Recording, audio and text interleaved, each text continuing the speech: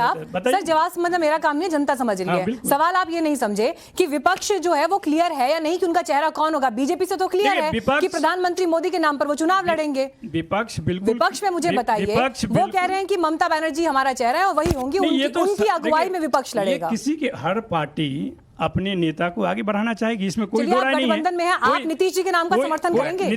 आप गठबंधन में हैं, आप नीतीश जी के नाम का, सर एक सेकंड, आप नीतीश जी के नाम का समर्थन करेंगे? नीतीश जी जहां भी जाना चाहें, जिस तरह की राजनीति है, हम उनके साथ खड़े हैं। ठीक है, हम ऐसा नहीं है। भाटी जी को दीजिए माइक, छोटा करके मैं बोल रहा हूं। भाटी जी, अखिलेश जी को मंजूर होंगी नीतीश जी की अगुवाई? देखिए, आपने ये डिबेट रखी है महायुद्ध 2024, और जो पैनल है आपका, उसे आपने दो हिस्सों में बांट दिया, राइट विंग और लेफ्ट विंग। और ये 2024 की तस्वीर साफ दिखाता है कि उधर जो लोग बैठे हैं वो एनडीए के समर्थक हैं, मोदी जी के समर्थक हैं। इधर जो लोग बैठे हैं इनके विरोधी हैं। तो इधर कौन बैठे हैं? आरजेडी है, टीएमसी है, समाजवादी पार्टी है, कांग्रेस है। उधर आपको इनका सहयोगी किसी पार्टी नहीं मिली जिससे आप प्रवक्ता बुला सकें। आपको राजनीतिक समीक्षकों से काम चलाना पड़ रहा है। ठीक है, कोई प्रोफेसर हैं, कोई पत्रकार हैं, ठीक है, उनका आदर है, लेकिन राजनीतिक पार्टी का प्रवक्ता आज माननीय मोदी जी के समर्थन में बोलने के लिए प्राप्त नहीं हो रहा है चैनलों को। ठीक है, ये हालत है। ठीक है, अब आप 2019 याद कीजिए। राजीव जी, आ रहा आपका नंबर आ रहा, उतावले मत हो। 2019 में मोदी जी के साथ कितने सहयोगी थे? उनमें से कौन कौन छोड़ गए? उनके जो सबसे पुराने सहयोगी थी शिवसेना, वो उनके विरोध में है आज।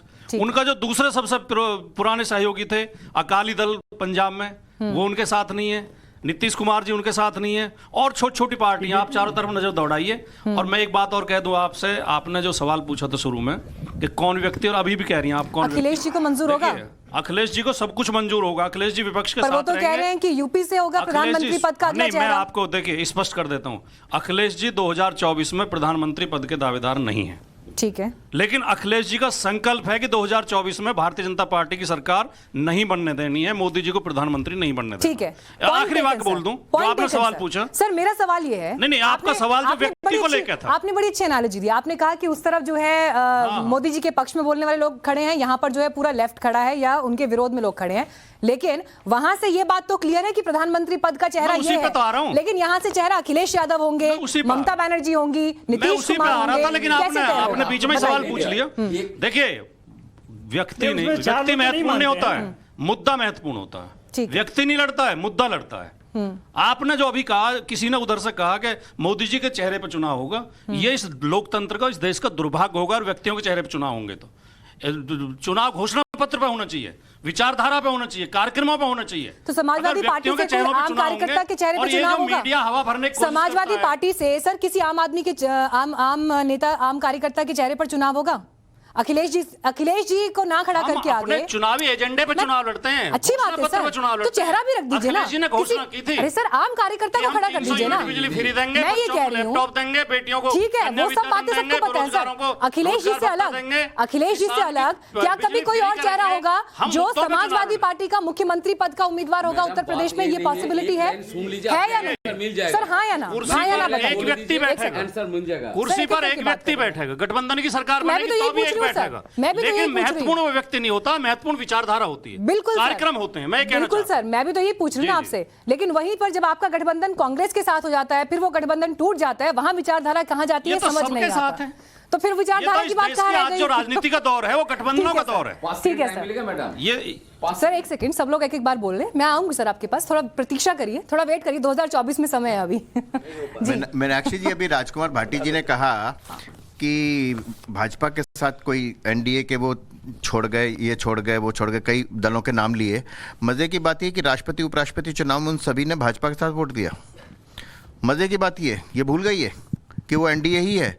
एक बात, लेकिन भाटी जी ये क्यों याद नहीं रख पाए कि 2000 पहले इलेक्शन में ये दो लड़कों का साथ था, फिर बीएसपी का साथ आया, फिर जयंत चौधरी जी का साथ आया, और कोई साथ नहीं है इनके, कोई साथ नहीं है। वो तो राज्यसभा की एक टिकट दे दी जयंत जी को, नहीं तो वो भी अलग होने वाले थे चुनाव के बाद। सीधी सी बात है बड़ी। और अभी और बता रहा हूँ, अभी बीच में, मैं आपके बीच में नहीं बोलता, मैं बीच में नहीं बोलता। अभी तो वो जो खदेड़ा होबे वाले नहीं थे, वो भी बाहर हैं। वो कह रहे एसी से बाहर तो निकलो अखिलेश जी, वही कह रहे हैं, आपके साथ ही कह रहे हैं, और कहें तो एक आध का और नाम बता सकता हूं। महत्वपूर्ण बात यह मीनाक्षी जी कि 2024 में ये सब लोगों के साथ दिक्कत ये है कि अभी जैसे बादल देवनाथ जी ने कहा कि ममता जी होंगी, ये कह रहे हैं नीतीश जी होंगे। अरे भैया अपने समय पे बोलना ना, बार बोला। अरे ये मैं कोशिश कर रहा हूँ, एकजुट करने का कोशिश कर रहा हूँ। यहाँ तय नहीं हो रहा ये बात अरे अभी तो सब एकजुट करने का कोशिश करो। दीदी यही बोला। हाँ, ये मैं कह रहा हूँ बहुत अच्छा होगा कि अगर एक के नाम पर होगा ना तो सीधे सीधे होगा, नहीं तो अपने अपने राज्यों को देख करके ना विरोधी दल वाले उनको वोट देंगे। मोदी के सामने अगर एक चेहरा आ जाएगा तो फिर बहुत भाजपा के लिए, बीजेपी के लिए बहुत बढ़िया होगा। एक बात। दूसरी बात, बड़ी महत्वपूर्ण बात कही कि उन्होंने कहा कि हमने व्यक्ति का विरोध नहीं किया।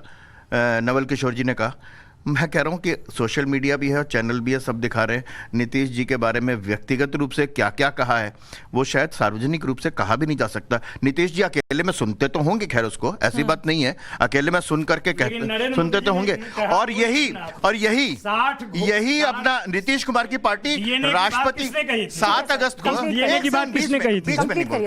बस मैं कंप्लीट कर रहा हूं, यही 7 या 8 अगस्त को नीतीश कुमार अलग होते हैं और 6 अगस्त तक वो राष्ट्रपति और उपराष्ट्रपति के चुनाव में एनडीए के कैंडिडेट को वोट देते हैं। ठीक है, ये